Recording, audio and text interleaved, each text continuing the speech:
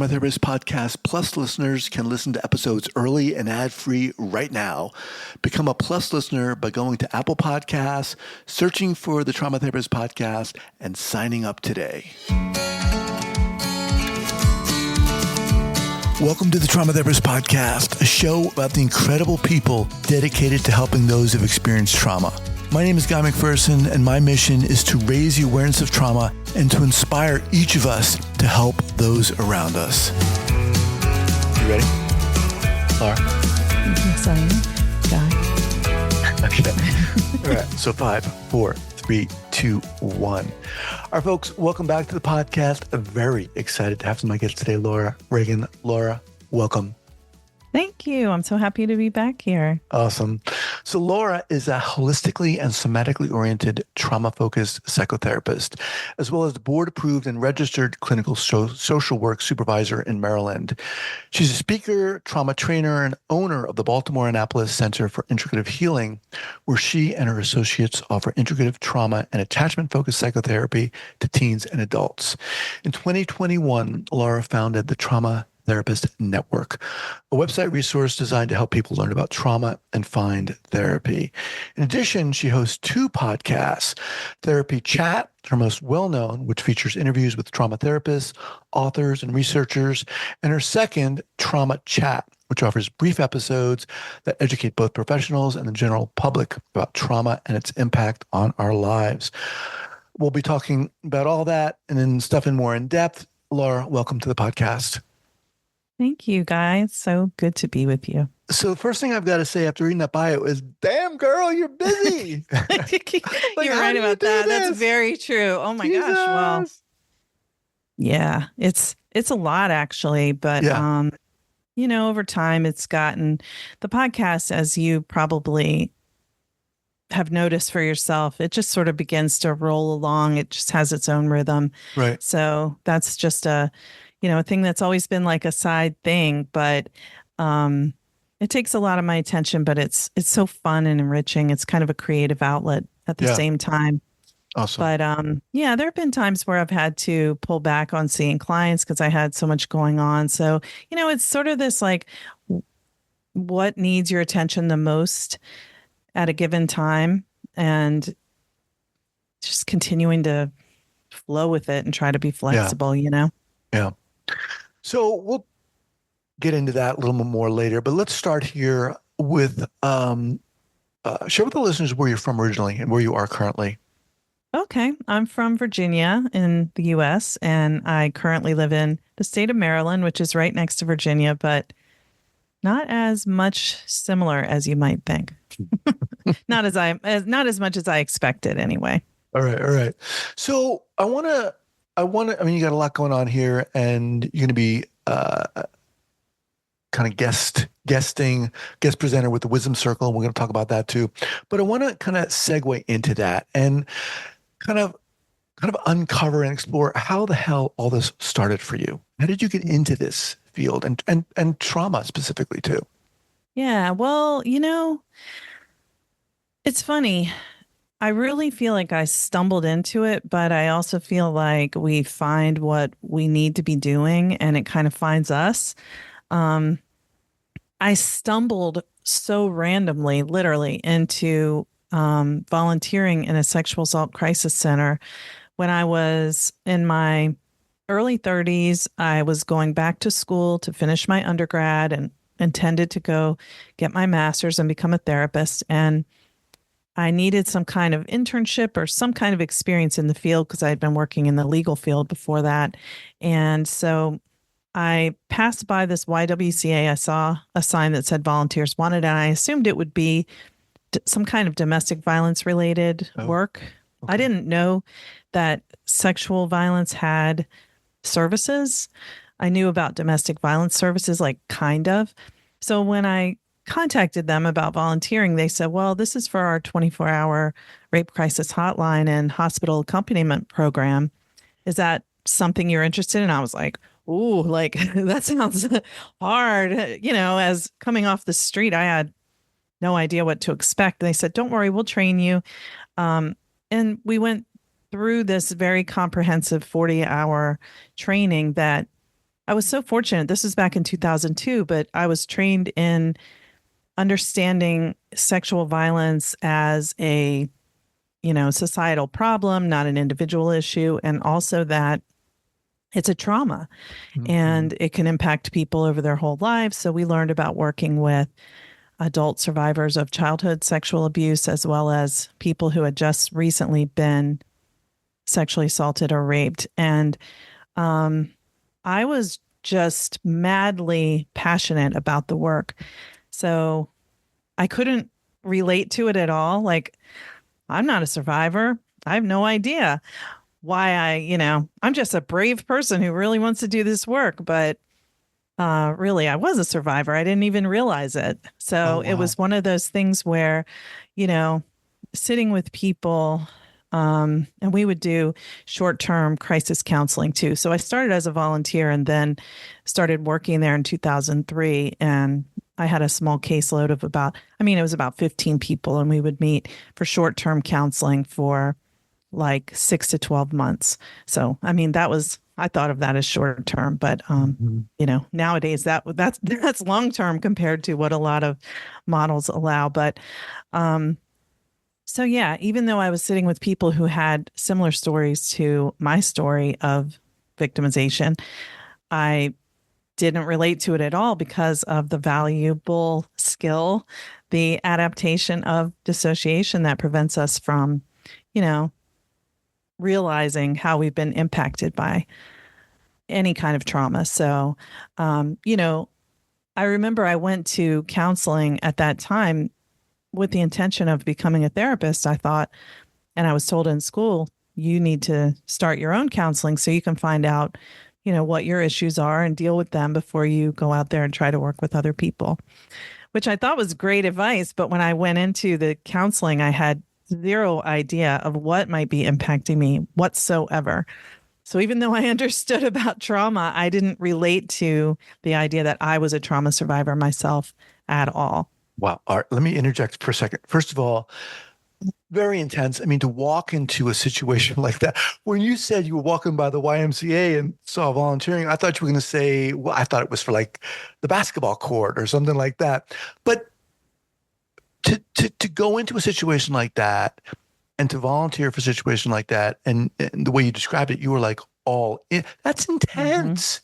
Mm-hmm. And you weren't aware, as you said, of your own survivorhood or past experience consciously, right? Yeah. How did you deal with that in the moment when that because that's so heavy. Yeah, it is. Well, it's interesting because if I were to look back on my younger self now, this is more than 20 years ago we're talking about. So if I were to look back on that younger me, I thought I was fine in life. Like I thought I'm fine. You know what I mean? But I also didn't love myself. I Mhm. didn't, I hated my body. I had all of these classic developmental trauma um, symptoms that, are also common experiences of women too, in our culture. So, I just thought I didn't think I didn't love myself because I was traumatized. I thought I didn't love myself because I wasn't lovable. Mhm. I just thought I deserved to be mean to myself because Mhm. I thought I was like a bad person. So, so when I would go and meet with people, we would be on call. So we would get calls in the middle of the night to go meet someone at the clinic for the forensic Oh, wow. exam. And, so it felt very noble. It felt very important. And I knew, you would feel the impact in the moment of how helpful it was for that person to have an advocate with them, somebody who could speak up on their behalf, help them feel more empowered through the process, explain what was going on, um, educate them about give them crisis intervention counseling and educate them about trauma reactions, short term and long term, and when to know you need help, when to get counseling versus these are just the common symptoms. If you Right. rest and XYZ, you might feel better in a few days or whatever. So, in the short term at least. So it felt so meaningful and it felt so valuable. It made me feel really good about myself. So it was only in certain situations over the next 3 years that I worked there. I worked there for almost 4 years. Wow. Um, it was only in certain situations where it would be so close to home in some way that um, I would struggle mainly with like wanting to work more when I was exhausted. So sort Mhm. of like, no, I have to do more. I have to do more. I can't take time off and feelings like that. So again, it just looked like typical like vicarious trauma reaction or burnout, going towards burnout. So I had a supportive supervisor who would just when people were at that point, which everybody did get to that point at some point, multiple times throughout our times working there, she would just encourage us to take time off. She would always Right. support us in doing a lot of self-care. So it really wasn't until many, many years later that I recognized my sexual trauma history. I had begun to piece together that I was traumatized from my childhood in general, and a lot of attachment wounds, but I didn't really realize about the sexual trauma until about maybe 5 or 6 years ago. Not that it was like a memory that came flooding back. It was Yeah. experiences that I already knew about. I remembered everything. It was just I didn't recognize that those experiences to be sexual assault, sexual violence. I looked at them as just bad relationships and things like Mhm. that. So that's one of the reasons why I really love um, helping individuals, anybody who's in the general public and therapists, learn more about practicing effectively with trauma or about how trauma shows up in our lives for general public. Because even when you know about trauma, you may not see yourself in Mhm. that. You know what I mean? It's like suddenly you go, oh my gosh, all this stuff, that was terrible, And until then, you're like, oh, my childhood was pretty good. That is so true. You don't want to or can't identify yourself as having experienced something like that. What an incredible story. So was that so at this point you were on route to become a therapist? When I recognized my own Yeah. victimization, yeah, I've been a therapist. I graduated from grad school in 2010, so I've been a therapist for a while now. But yeah, this was maybe like 6 or 7 years ago. So as while I've been working with trauma survivors of sexual trauma, specializing in this work, I would say, well, I started to think to myself, well, I know those things happen, but it just doesn't have I mean, it fits the definition of sexual violence, but it doesn't have a charge for me. So I guess it just wasn't traumatizing for me. That was kind of where I was getting to until a certain point. I'm like, why do I keep having these interpersonal problems in certain situations? It was kind of like problems with setting boundaries and saying no, people pleasing Hmm. stuff. And I started to realize there was something I couldn't really get to in my talk therapy. And it was actually through brain spotting. It started with some somatic therapy and kind of led me from recognizing that I was reacting to something that I couldn't reach. And I Hmm. realized that there was like a freeze response in my system that I wasn't, you can't get there through just Right. talking. And so through the first brain spotting experience I had, which was like a really long 2 hour brain spotting session, I kind of unlocked what was frozen there and it shifted. And then it all kind of began to fall into place. Like, of course. Well, now So, was the brain spot you mentioned somatic therapy as well? Had you tried other modalities and other treatments for yourself? yeah, I had the therapist that I go to now, I've been working with since 2016. So that's 8 years in November. Well. Feels like that anniversary just comes around so fast every year. I'm like, wow, another year. Okay, keep going. We're doing it. We're getting there. But yeah, so that was the first therapist that I worked with who was both attachment focused and used somatic work. And the method he used was focusing. Mhm. So it's a very, I would say kind of light somatic method compared to things like somatic experiencing, sensory motor psychotherapy.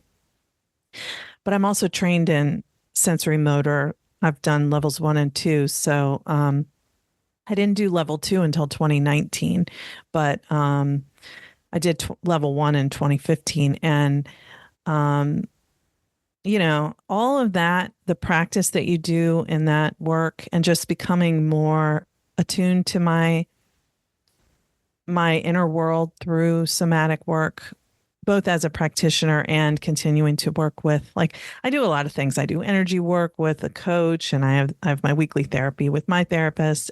And then I do, I go to retreats, and I mean, I just do as Mhm. much as I can for healing because, the work we do, it's so intense and there's a Yeah. lot to move. You have to keep it moving, I feel. Yeah. So Yeah. Yeah. Yeah. All yeah, right. but it was actually like a consultation with somebody who was trained in sensory motor that helped me recognize what was stuck. And then I went from there to brain spotting. Wow. Yeah. Very interesting. Very cool. So let's jump. You, in 2021, you founded the Trauma Therapist Network. Talk to Yeah. us about that. What is it? Okay. So I started the Trauma Therapist Network website because for years, I've been complaining that it's really hard to find trauma therapists and to find out how they practice. Trauma is not, it's like an umbrella term, it's a very broad term. And there's so many different ways of practicing, as we just briefly discussed. There's so many different types of trauma and different types of attachment wounds, and how they show up is all different. So, what people specialize in is significant to the person who's searching. So, I was frustrated that there was really no way to find a trauma therapist that was specific to their way of practicing and what kind of training do they have, um, and then I decided to create it. So I started the website, um, where you can search for therapists, and it's very specific with, you know, what they do, what they're trained in, what approach they use. But then I realized too that just like me, even me with a lot of experience in trauma, not recognizing myself as a trauma survivor, although every time I've ever looked for therapy, I've always looked for trauma focused therapy because I feel like all therapy should be trauma focused. Yeah. But um, people don't recognize themselves as trauma survivors. And I know for myself with my clients, oftentimes we spend years just trying to help them actually recognize and accept that the way they feel is not because there's something wrong with their brain, but it's because of their experiences, usually Mhm. during childhood. So I needed the website to also be educational for people so they can learn about, yeah, trauma is not what you think it is. It shows up in ways that you might not expect. A lot of the common mental health symptoms that people have are actually because of childhood trauma, and the traumatic experiences we have as adults. I mean, just as an example, like it's 2024. We all went through a worldwide pandemic. Millions of people died. Everybody was terrified. Everything changed in an instant. Nobody knew Right. what was going on or what to do. That's a that's a collective trauma that everyone experienced. Not everyone had the same reaction to it, but that happened. And now you see so many people newly identifying that they have ADHD. Mhm. And I'm like, I'm not saying that people don't have ADHD, but Right. I'm curious, Right. you know, if these symptoms might actually be related to this worldwide traumatic experience that we all had, but it's just the last thing that people expect to be the cause of the way they feel, because we all think, well, people think that trauma is this like big bad thing that happens to other people and not to us. So I wanted people to be able to recognize, oh, this is, yes, I have had those experiences Mhm. and I feel this way. So maybe what I need is a trauma therapist too. And maybe I need to learn, what type of therapy might be helpful for me. So that's why I created both Trauma Chat and the blog articles on Trauma Therapist Network. So the Trauma Therapist Network is at traumatherapistnetwork.com. So how does it work? So someone is looking for a therapist, they go to this site and they do what? So anybody who wants to learn about trauma can go to traumatherapistnetwork.com. And on the homepage, you'll see all the different things. Find a therapist, the podcasts, and their blog is there. But if people are just wanting to search for trauma therapy, they can go to findtraumatherapy.com. I figured that was easier just to have, and it still goes to the main site. So findtraumatherapy.com is the site for searching. And additionally, when I started the website in 2021 and I wanted therapists to join it, I set it up as a membership community where they would join for a monthly fee, and that's what they get their listing there. But all the therapists I knew were like, Laura, we love you. We totally support this. It's an amazing idea. But you know what? We don't want clients to find us. We want to hide. There's way too many clients and we don't have the Oh, capacity. We're wow. exhausted. We're burned out. Interesting. 2021, everybody was like going, going, going, going, going. And it hit a point where people were like, I'm thinking of closing down my practice. I'm thinking of, Wow. I don't want to take any more clients. So I realized then, wow, therapists are like really overburdened right now. I knew I was, but of course I thought it was just me. So I created weekly meetings in the membership instead of just having a listing. Now it includes four calls a month. That one's focused on self-care, one's for case consultation, one is for Q&A networking, and then one is some kind of workshop. So This is at findtraumatherapy.com. well, that's at traumatherapistnetwork.com. So Okay. that's for therapists only. Okay. Yeah. And findtraumatherapy.com is just for searching for a trauma Okay. therapist. And it goes to the directory page where people can just put in the city and state, or just the state, and then, change the search Right. parameters to Right. be close or far. Okay. It's And we're gonna actually international, but we cool. only have one in Canada and one in England so far. Okay. We'll have all these linked up here at the show notes page at the Thank you. traumatherapistpodcast.com. All right. So let's talk about the Wisdom Circle. And I should say that Academy of Therapy Wisdom is a sponsor for this podcast, but I love them and I want to promote them. And you're going to be offering a workshop coming up. Okay, talk to us Yes. about that. Okay, I'm super excited about this, and I love the Academy of Therapy Wisdom too.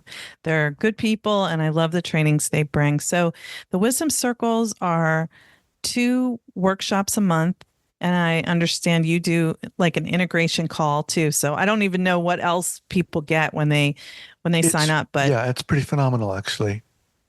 But go ahead. This is about yeah. you. Okay.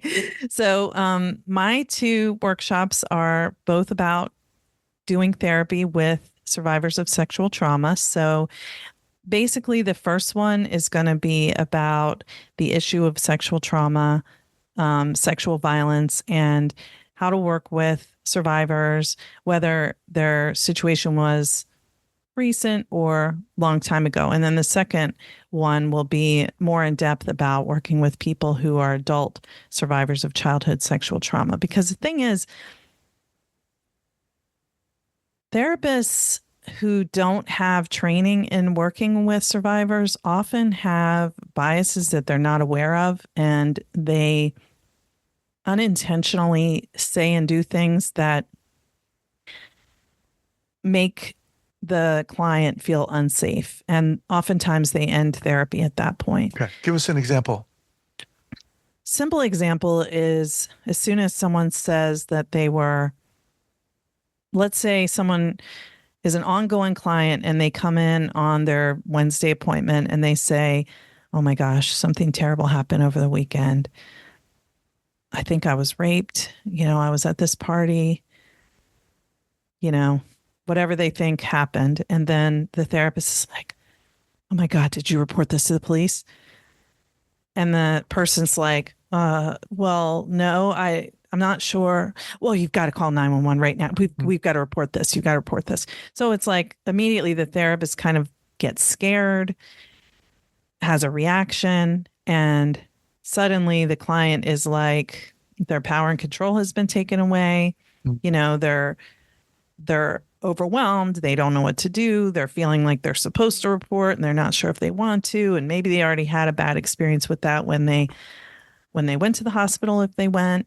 So, there's the way we initially respond when we hear is very impactful to the person's recovery from that experience.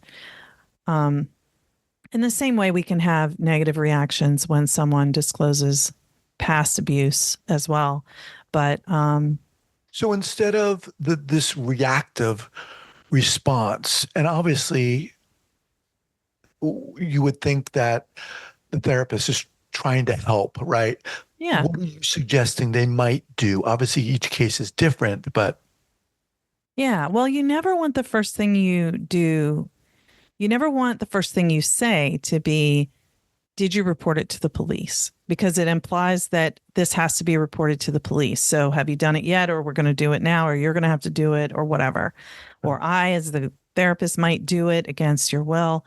And basically, what we need to do is just don't have a big reaction. Just be there with your presence, listen, ask. A great thing to do whenever anybody's had a crisis, any kind of tragedy, any shocking, traumatic experience that's happened, in a few days since from when it happened to when you're with them, um, is just to say, "Oh my gosh, I'm so sorry to hear that happen to you. How have you been doing since then?" Mhm. You just want to meet them with calm, caring presence.